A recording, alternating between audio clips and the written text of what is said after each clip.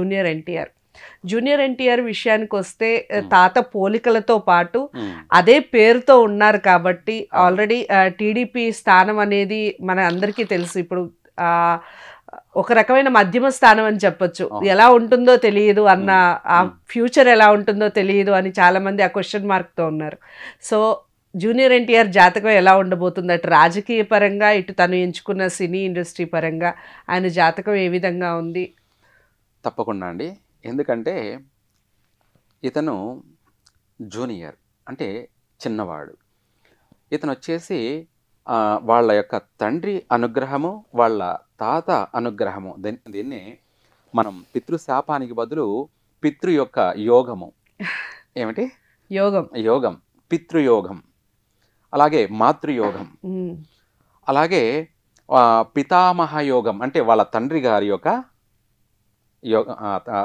పితృయోగం అంటే వాళ్ళ నాన్నగారి యొక్క అనుగ్రహం, మాతృయోగం అంటే తల్లిగారి యొక్క అనుగ్రహం, అలాగే పితామహ అంటే వాళ్ళ తాతగారి యొక్క యోగం. అయితే ఈ అబ్బాయికి ఈ ముగ్గురి యొక్క సంపూర్ణ అనుగ్రహం. పుట్టుకతోనే జీన్స్ అంటే జన్మించినటువంటి సమయాన్ని బట్టి జీన్స్ అంటే నటనా పరంగా తీసుకుంటే ఎన్టీఆర్ కంటే, సీనియర్ ఎన్టీఆర్ కంటే మించిన అటువంటి యాక్టింగ్ చేయలేడు, అది మాత్రం వాస్తవం. ఎందుకంటే యాక్టర్ పర్వాలేదు, ఇప్పుడున్న వాళ్ళల్లో చాలా మంచి బెటర్ యాక్టర్ అనమాట. కానీ వాళ్ళ తాతగారికి మించిన యాక్టర్ అయితే కాదు. కానీ మాటల చాతుర్యంలోనూ, వశీకరణ అంటే అందరినీ ఆకర్షించడంలోనూ వాళ్ళ తాతగారి కంటే మించిన వాడే.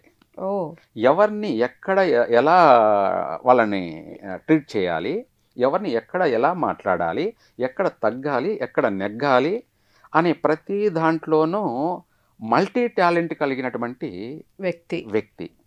అయితే మంచి జ్ఞానం కలిగిన వాడు. ఒక మాటలో చెప్పాలంటే వాళ్ళ తాతగారు సినిమా ఇండస్ట్రీలో తనకంటే మించిన వాడు ముందు లేడు, ఇంకా రాడు సీనియర్ ఎన్టీఆర్కి మించి. ఎందుకంటే ఆ నటన వేరన్నమాట. అయితే రాజకీయ పరంగా వచ్చేటప్పటికి కూడా వాళ్ళ తాతగారు సమ్మోహన శక్తి కలిగినటువంటి వాడు, అంటే ప్రజలందరినీ కూడా ఆకర్షించినటువంటి వాడు. అయితే అంతకంటే మించిన వాడు జూనియర్. ఆయన తెలుగు రాష్ట్రానికే పరిమితమయ్యాడు. ఈ అబ్బాయి ప్రపంచానికే శాసించే స్థాయికి, ఒక మాటలో చెప్పాలంటే ఇండియన్ సూపర్ స్టార్ అయితే మామూలుగా ఇప్పుడు రజనీకాంత్ ఉన్నాడు, రజనీకాంత్ వచ్చిపోయి ఇండియన్ సూపర్ స్టార్ లోనే ఉన్నాడు. అయితే తనకు కూడా కొన్ని విషయాలలో అంత టాలెంట్ లేదు, ఒక స్టైలిష్ లో మాత్రమే అతను మంచి టాలెంటెడ్. కానీ ఈ జాతకుడు ఏంటంటే అన్నిట్లోనూ మల్టీ టాలెంటెడ్, అందులేడన్న సందేహం లేదు, కరెక్ట్ గా చెప్పారు. అలాగే ఇప్పుడు చెప్పాలంటే ఒక మాటలో ఎన్టీఆర్ శకం, ఏమిటి ఎన్టీఆర్ శకం స్టార్ట్ అయిపోయిందంటారా? స్టార్ట్ అయిపోయింది ఎన్టీఆర్ శకం. ఈ ఎన్టీఆర్ శకం అనేది ప్రారంభమై ఆల్రెడీ జరుగుతుంది. ఇతను మన యొక్క భారతదేశానికి చెప్పాలంటే భావి భారత ప్రధాని కాబోతున్నాడు. అంటే నెక్స్టే కాదు, టైం పడుతుంది.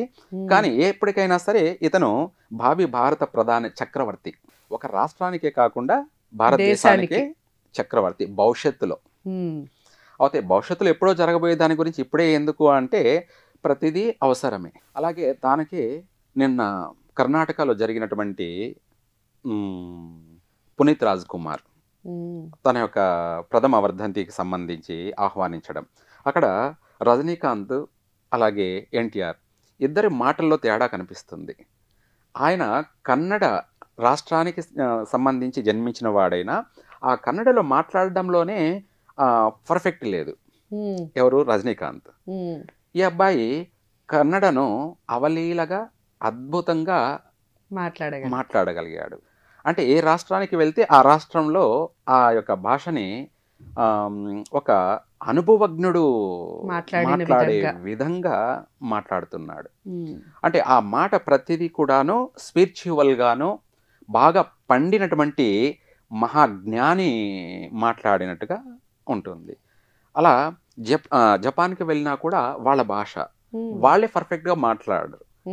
ఇతను మాట్లాడే ప్రతి అక్షరం కూడా అందరికీ అర్థం అవుతుంది, క్లారిటీ ఉంది. ఆ విధంగా ఎక్కడికి వెళ్ళినా కూడా సమ్మోహనాస్త్రం అంటే ఇతను ఎక్కడికి పంపిస్తే అక్కడ అందరినీ ఆకర్షించే గుణం కలవాడు. అలా అందరూ ఆటోమేటిక్గా వాళ్ళకి తెలియకుండా వాళ్ళందరూ అతనికి ఇష్టపడతారు. అలా సమ్మోహన శక్తి కలిగినటువంటి మహర్జాతకుడు కాబట్టి ఎప్పుడైనా సరే ఇతను భారతదేశాన్ని పరిపాలించేటువంటి మహర్జాతకుడు. మనకు భారతదేశంలో జరుగుతుంది ప్రజెంట్లీ శాలివాహన శకం. ఇది 1943 సంవత్సరాల నుంచి ఇదే శకం నడుస్తుంది. ఆయన తెలుగువాడు, శాలివాహనుడు. అదే విధంగా ఇప్పుడు ఒక పక్క శాలివాహన శకంలోనే ఎన్టీ రామారావు శకం ప్రారంభమయ్యింది. ఇతను వచ్చేసి దక్షిణాది నుంచి ప్రధానంగా అంటే ఇప్పుడు అంటే భవిష్యత్తులో కాబోయేటువంటి సౌత్ ఇండియా నుంచి కాబోయే ప్రధాని. అది భవిష్యత్తులో అందరూ చూస్తారు. ఇప్పుడు చెప్పడం కన్నా, ఇప్పుడు మనము చెప్పిన దాని గురించి రకరకాలుగా అనుకోవడం కన్నా, ఊహల్లో ఉండడం కన్నా, రాబోయే రోజుల్లో అయినప్పుడు ప్రతి ఒక్కరికి ఈ చెప్పినటువంటి ప్రతి అక్షరం అప్పుడు శాసనంలా కనపడుతుంది. చెప్పాలంటే చాలా విశేషమైనటువంటి మహర్జాతకుడు. జాతక ప్రకారంగా ఎప్పుడు అన్ని కూడా ఊహించేసి మొత్తం తెలుసుకొని ఉన్నాము. కాబట్టి అతను భవిష్యత్తులో రాబోయేటప్పటికి మాబోటి వాళ్ళందరూ కూడా అతనికి సహకరిస్తారు. తప్పకుండా అతను భవిష్యత్తులో ప్రధాని అవుతాడు. సర్వే జన సుఖినో భవంతు. సో జూనియర్ ఎన్టీఆర్ అభిమానులు గనక నిజంగా ఈ వీడియో చూస్తే ఎగిరి గంతేస్తారనే చెప్పాలి. అందరూ మామూలుగా జూనియర్ ఎన్టీఆర్ అనేసరికి ఆయన సినిమాలు ఏం తీస్తున్నారు, లేదా రాజకీయాల్లో ఏ విధంగా పాల్గొనబోతున్నారు, ఆయన సీఎం అవుతారా అని, ఏకంగా చక్రవర్తి స్థానం అంటే దేశాన్ని పరిపాలించే స్థాయికి జూనియర్ ఎన్టీఆర్ ఫ్యూచర్లో వెళ్ళబోతున్నారు. ఖచ్చితంగా ఆయన్ని పిఎంగా మనందరం చూస్తామని గురువుగారు చెప్పి ఉన్నారు. ఈ మాట అక్షర సత్యం, ఖచ్చితంగా జరిగి తీరుతుంది. భవిష్యత్తులో ఈ వాక్యం నిజమైనప్పుడు ఈ మాట సత్యం అనేది అందరూ ఒప్పుకొని తీరుతారని కూడా ఘంటాపదంగా గురువుగారు చెప్పి ఉన్నారు. చాలా బాగా చెప్పారు గురువుగారు జూనియర్ ఎన్టీఆర్ గారి జాతకం గురించి.